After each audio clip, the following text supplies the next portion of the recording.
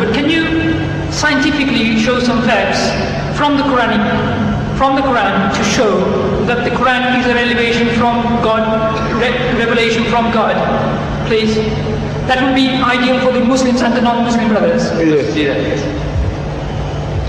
You see, there are so many things in the Quran which lends itself to scientific discoveries and proving of creation. For example, you see, if you meet one of these young men or learned people, those who say that there is no God, it's one of the answers to the previous question. Now it depends on the type of person that you are meeting. You can use the type of facts that you have at your disposal. You meet a man of learning, a doctor, a professor of astronomy, biology or whatever, and yet he says that there is no God. And when you ask him, according to his learning, the origin of this universe, how did this universe come into being? And that person will postulate, he's going to start explaining to you that you see, millions and millions of years ago, billions of years ago, this universe was one piece. And there was a big bang.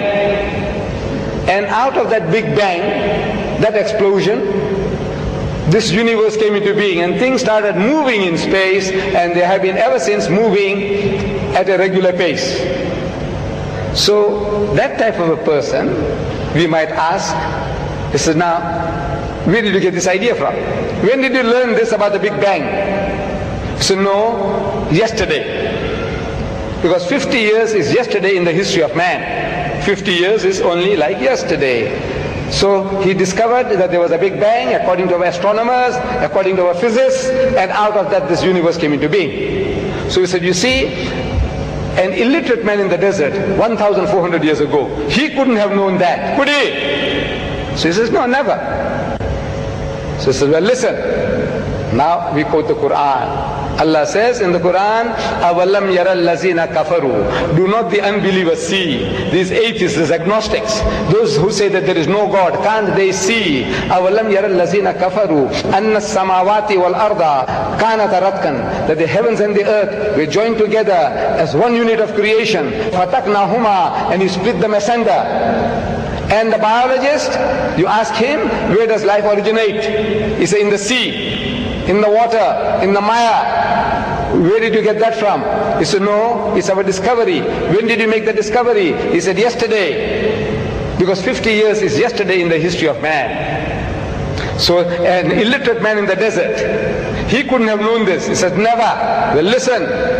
Allah tells us through Muhammad, He said, وَجَعَلْنَا مِنَ الْمَاءِ كُلَّ شَيْءٍ حَيٍّ. And He has made from water every living thing. أَفَلَا يُؤْمِنُونَ. Will you then not believe? You atheist, you agnostic, you man of science, will you not believe? He said, look, where did Muhammad get all these ideas from? Plant life, animal life, vegetable life, every life, he says, has got pairs. 1400 years ago, in the desert, this man is talking. Where did he get the idea from? He says, Subhanallazi khalaqal azwaja kullaha. Says, glory be to God, who has created mates of everything. Mimma tumbitul ardu, of that which the earth produces. Wa min anfusikum, and from among yourselves, of the animal kingdom. Wa mimma la ya'lamun, and of the things that you know not. Male, female, positive, negative. He says, created mates of everything, of the things that you know and of the things that you don't know. So these are for people with eyes, with sense. They can see that this is not the work of Muhammad. An illiterate man in the desert could never have been able to utter these things. It is from the source of creation who has been giving it to him, that this is the book of God.